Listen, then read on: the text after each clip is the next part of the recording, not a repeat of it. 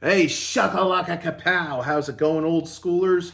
You're kicking it old school, Russell JS, and I'm your host, Russell JS. As you can see, I am dressed for the occasion. If you saw the last video where Alice Cooper's $1 Billion Babies went up against Kiss Love Gun, I had mentioned that I was doing a two-part video because you know why? 4 Kiss albums are ready to duke it out, and I had to separate both. Both pairs, to do this album versus album. And it's going to be a two-parter. We're going into part one, and this is going to be, a crazy one too. Let's see what we got going with for part one.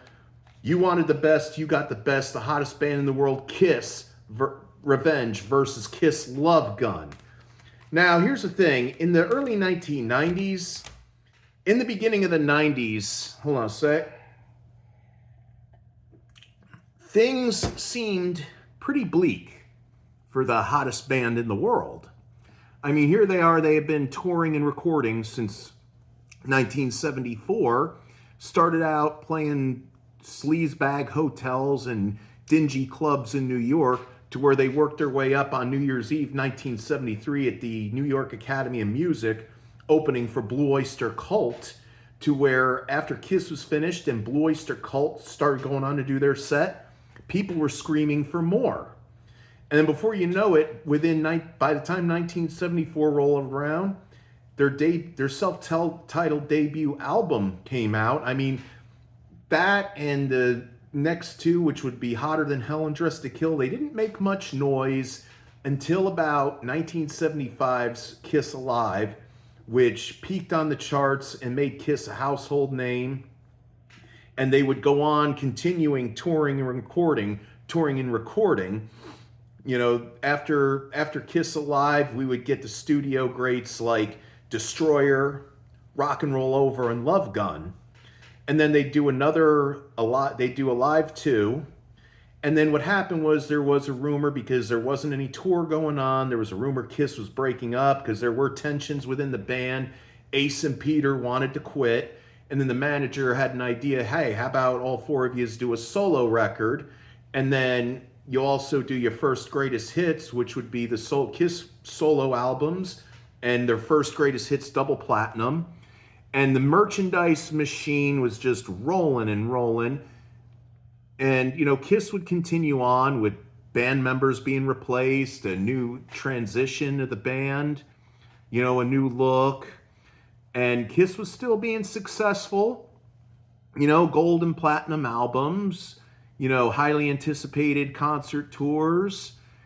And then by the early 1990s, it almost seemed very bleak. The future of Kiss seemed very bleak because on November 24th, 1991, on the very same day as the death of Freddie Mercury, drummer Eric Carr passed away from heart cancer, and at the age of 41.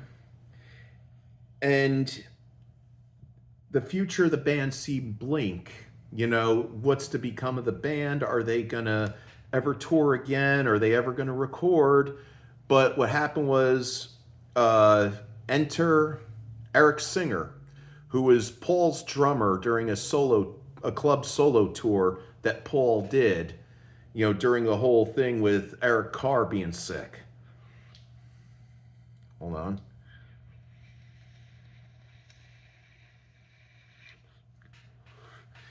And Gene doing other projects, Bruce doing other projects. And that Bruce Kulick, that is, because there were 2 other guitar players after Ace left the band. There were 3 of them. You had Vinnie Vincent, Mark St. John, who didn't last long, and Bruce Kulick lasted as long as from Asylum 85 going on up until the mid 1990s. But what happened was the future seemed pretty bleak for Kiss, and then what happened was, Kiss went and did a cover of God Gave Rock and Roll to You Too for the Bill and Ted's Bogus Journey soundtrack, which I also own, along with Kiss Revenge and Kiss Alive 3. And what happened was they're like, maybe we could go ahead and do another album. and we'll make a dedication to Eric Carr. So, enter Kiss Revenge. All new songs. It was a heavier album. I mean, probably the heaviest since Creatures of the Night. And where is it? I don't have my glasses. Right here. Yeah, right here at the bottom it says, in memory, dedicated to the memory of Eric Carr. So they went, and you know what? Kiss went ahead and continued on.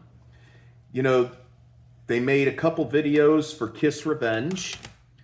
And then pretty soon, they would come out with Kiss Alive 3. And there would be, after that, there would be a Kiss tribute album called Kiss My Ass, which I reviewed. You know, you saw that video, probably.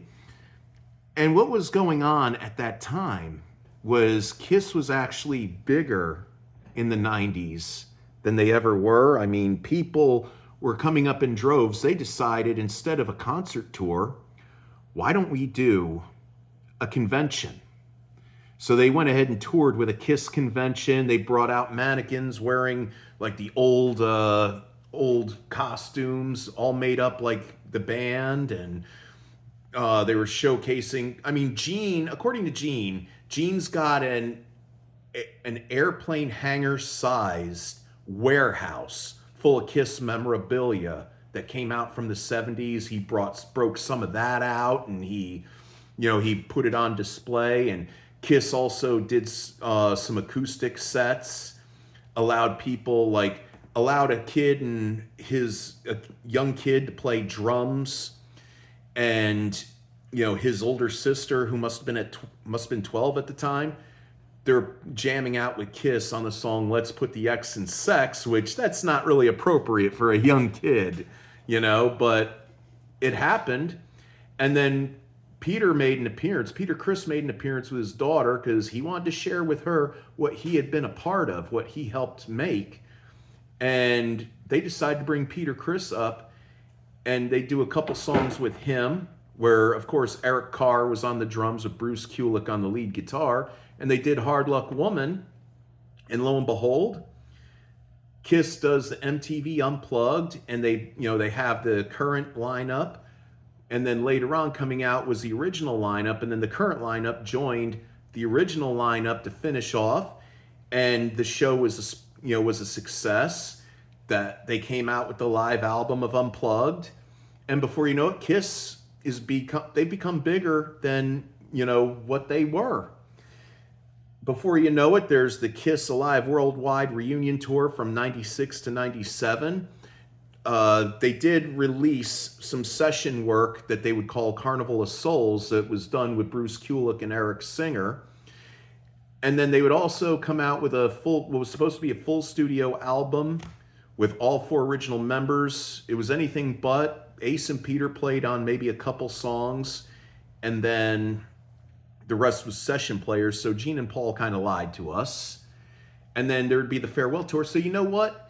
And then in the next years to come, Kiss would become a phenomenon, as they turned into in the 1970s.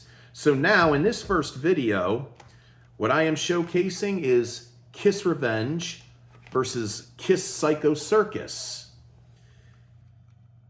Which of these two albums is going to win this battle royale? I mean, they're ready to duke it out. Hey, no.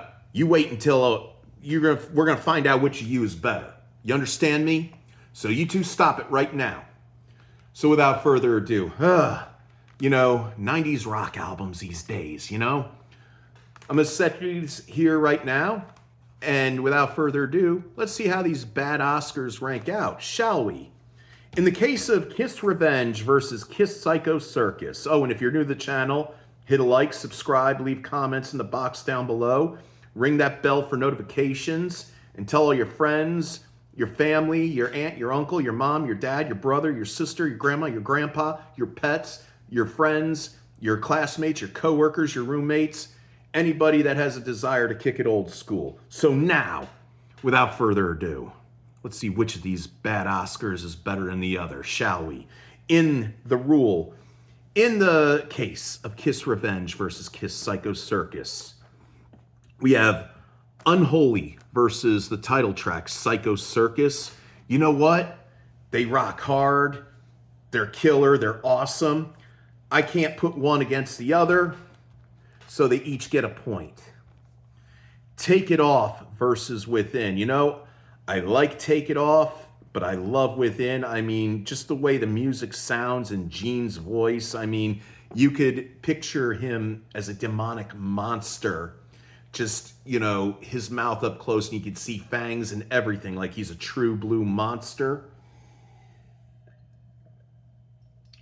So, again, I can't put one against the other. So both Take It Off and Within get a point. Tough Love versus I Pledge Allegiance to the State of Rock and Roll. Tough Love isn't all that tough. It's okay, but it can't live up to I Pledge Allegiance to the State of Rock and Roll. So therefore, 1 point for Psycho Circus. Spit versus Into the Void. This is where Gene Simmons really sounds very hardcore, like he's in your face. But, you know, and I love it, but you also got that going up against Into the Void. I mean, Ace being Ace, you know, it's his finest hour with this album, if not his only moment in this album. And I love them both. Again, I got to give them a point. Okay, God Gave Rock and Roll to You 2 versus We Are One. You know what? I thought that song, you know, I even heard the original version, and I heard the Petra version. And, you know, it's really something that it's almost truthful in a way. You know, trying to figure out what it is you want, what you want to do with your life, what it's not too late to do.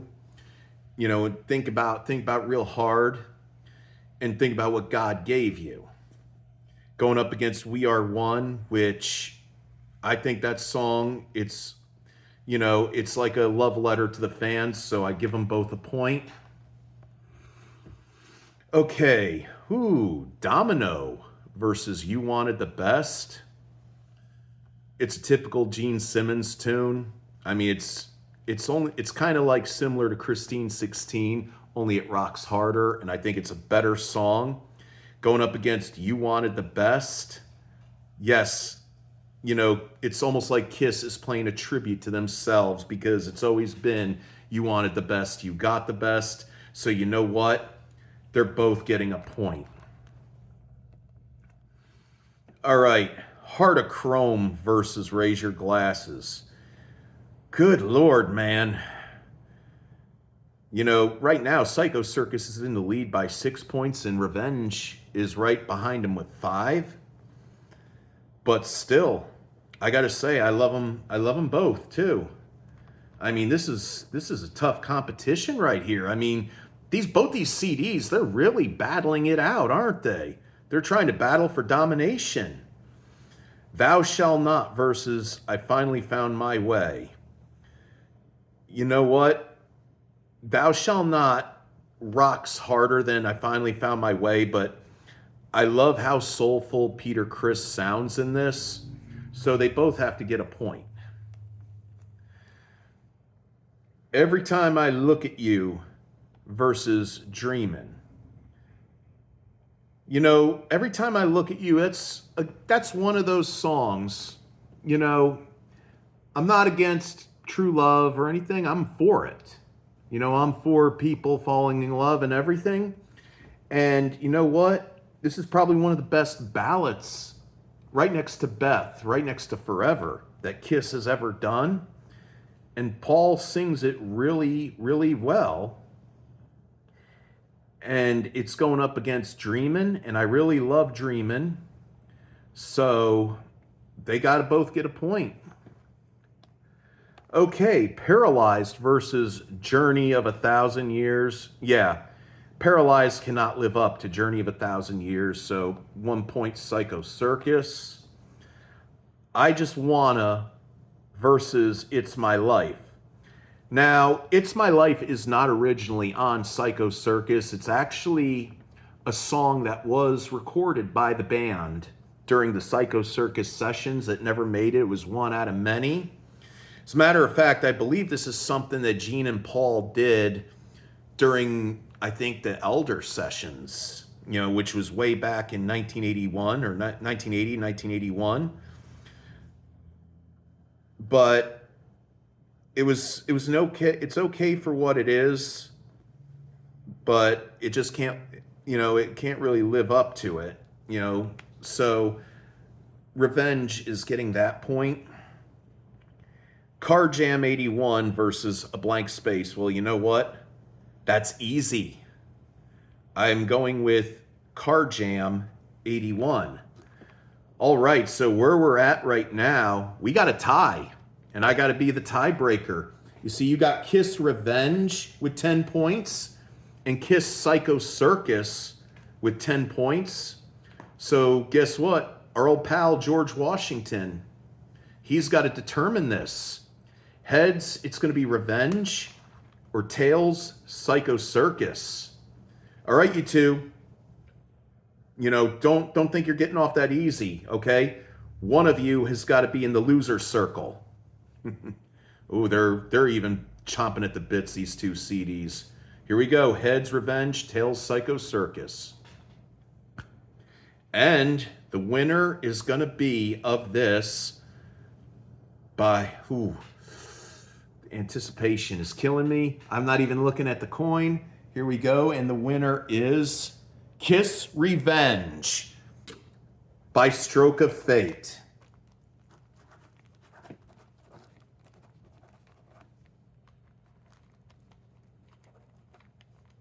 And that's what I call this, a stroke of fate, because you know why? Whenever I present these albums and they're in a tie, I like to be fair and be a tiebreaker. So, yep, there you have it, people. Revenge wins by stroke of fate.